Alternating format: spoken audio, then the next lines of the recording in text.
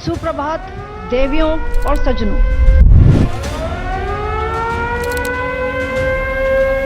Operation सिंदूर भारत सरकार और भारतीय सशस्त्र बलों द्वारा 7 मई 2025 को पाकिस्तान और पाकिस्तान अधिकृत कश्मीर पीओके में आतंकवादी ठिकानों पर की गई एक सटीक और निर्णायक एयर स्ट्राइक है। यह ऑपरेशन 22 अप्रैल 2025 को जम्मू कश्मीर के पहलगाम में हुए आतंकवादी हमले का जवाब था, जिसमें 25 भारतीय और एक नेपाली नागरिक शहीद हुए थे। इस हमले ने पूरे देश को झकझोर कर रख दिया था और भारत ने आतंकवाद के खिलाफ कड़ा संदेश देने के लिए ऑपरेशन सिंदूर को अंजाम दिया। ऑपरेशन सिंदूर एक संयुक्त सैन्य अभियान था जिसमें भारतीय वायुसेना, थल सेना और नौसेना ने मिलकर पाकिस्तान और पीओके में स्थित 9 आतंकवादी कैंपों को निशाना बनाया।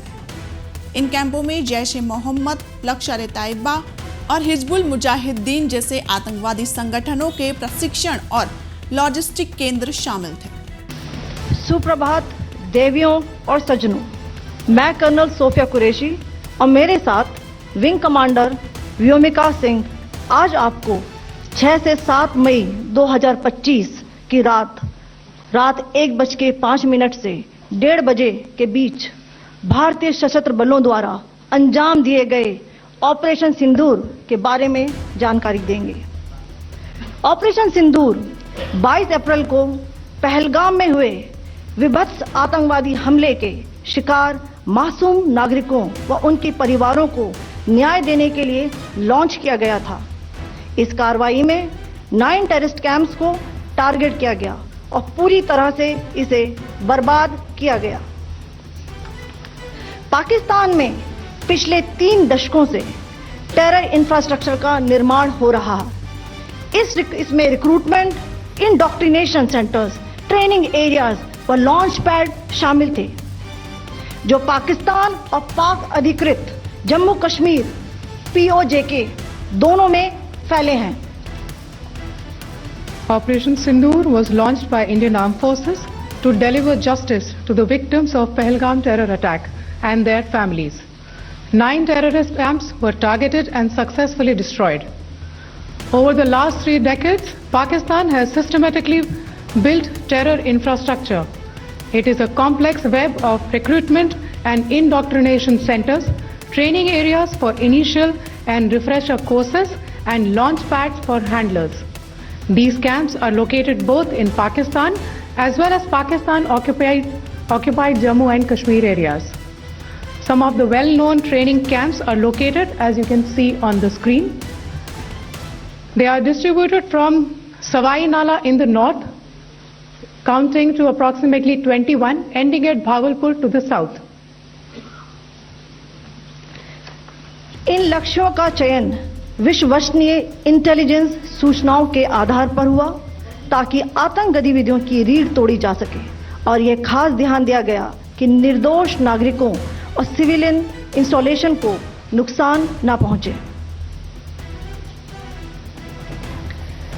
The selection of these targets for Operation Sindoor was based on credible intelligence inputs and role of these facilities in perpetrating the terror activities. The locations were so selected to avoid damage to civilian infrastructures and loss of any civilian lives. This was done with due diligence, and the camps selected for targeting and their engagement will now be shown to you one by one. PoJK के targets मैं आपको बताना चाहूंगी। सबसे पहले सवाई नाला camp Muzaffarabad, जो कि पीओजेके के लाइन ऑफ कंट्रोल से 30 किलोमीटर दूर है। यह एक लश्कर-ए-तैयबा का ट्रेनिंग सेंटर था। 20 अक्टूबर 2024 सोनमर्ग, 24 अक्टूबर 24 गुलमर्ग, 22 अप्रैल 2025 पहलगाम, इन हमलों के आतंकियों ने यहीं से प्रशिक्षण लिया था। सैयदना बिलाल कैंप मुजफ्फराबाद, यह एक जैश ए मोहम्मद का स्टेजिंग एरिया है। यह हथियार, विस्फोटक और जंगल सर्वाइवल ट्रेनिंग का केंद्र भी था। गुलपुर कैंप कोटली, यह एलओसी से 30 किलोमीटर दूर था। लश्कर तोयबा का बेस था जो रजौरी पुंछ में सक्रिय था। 20 अप्रैल 2023 को पुंछ में और 9 जून 2024 को तीर्थ यात्रियों के बस हमले में यहीं से आतंकी को ट्रेन किया गया था।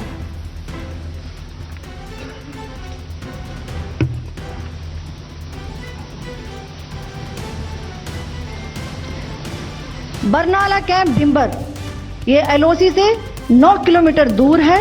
यहाँ पर हथियार हैंडलिंग, आईईडी व जंगल सर्वाइवल का प्रशिक्षण केंद्र था। अब्बास कैंप कोटली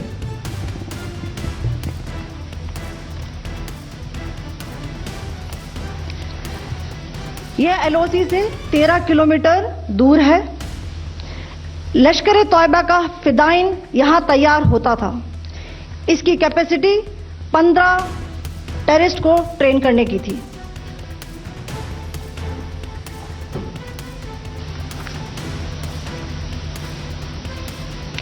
अब मैं पाकिस्तान के अंदर के टारगेट से अवगत कराना चाहूंगी। पहला, सर्जल कैंप सियालकोट। यह अंतर्राष्ट्रीय सीमा से 6 किलोमीटर की दूरी पर है, सांबा कठवा के सामने।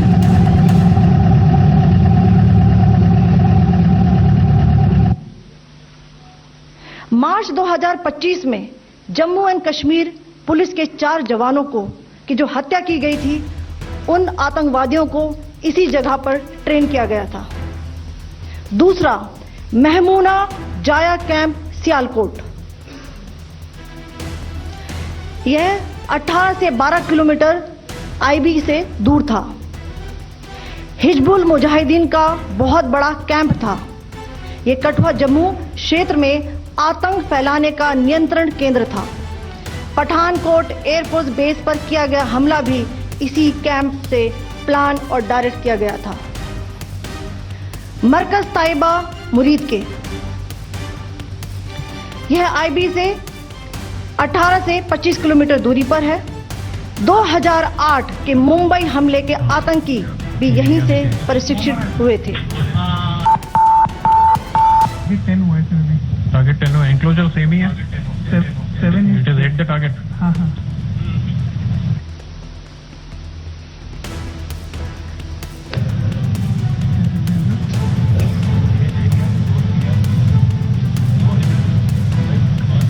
आ गया सर।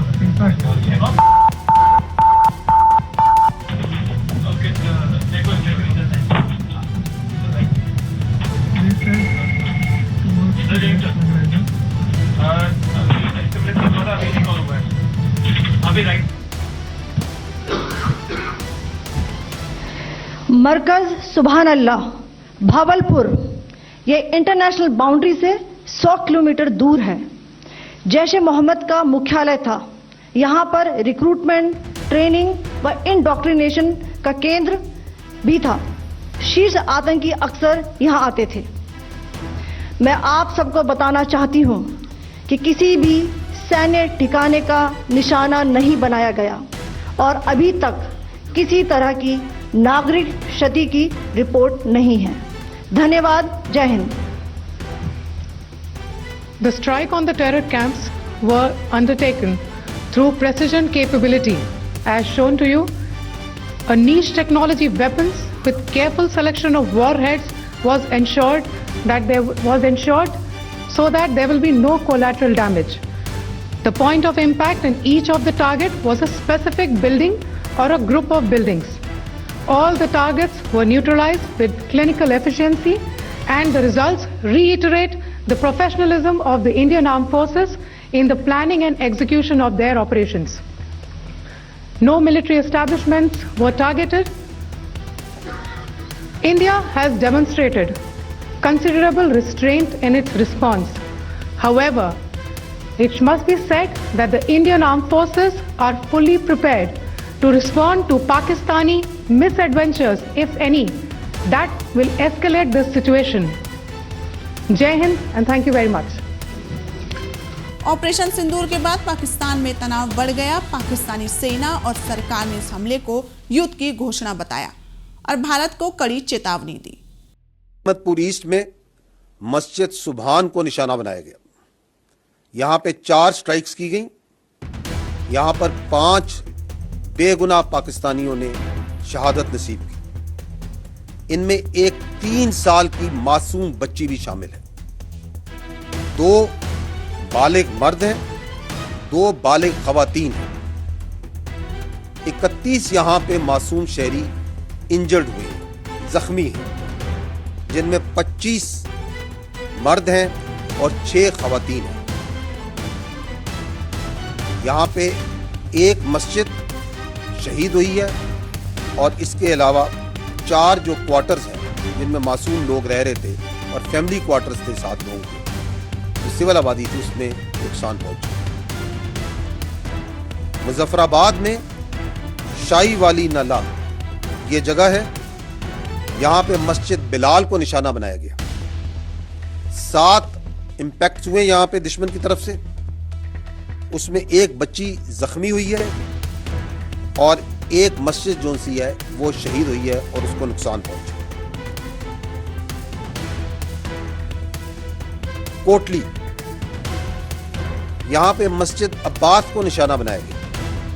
यहां पे 5 स्ट्राइक्स हुई हैं, 2 यहां पे शहीद हैं, एक 16 साल की बच्ची और एक 18 साल का बच्चा। इसके अलावा एक मां और उसकी बेटी जख्मी है इस वक्त। मुरीद के यहां पे मस्जिद उम्मुल कुरा को निशाना बनाया गया। 4 स्ट्राइक्स की गई,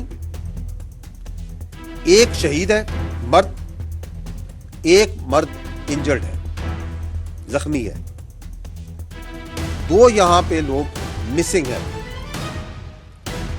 मस्जिद जो सी है वो शहीद की गई है और इर्द गिर्द की आबादी में जो क्वार्टर्स हैं गरीब लोगों के, उनको नुकसान पहुंचा।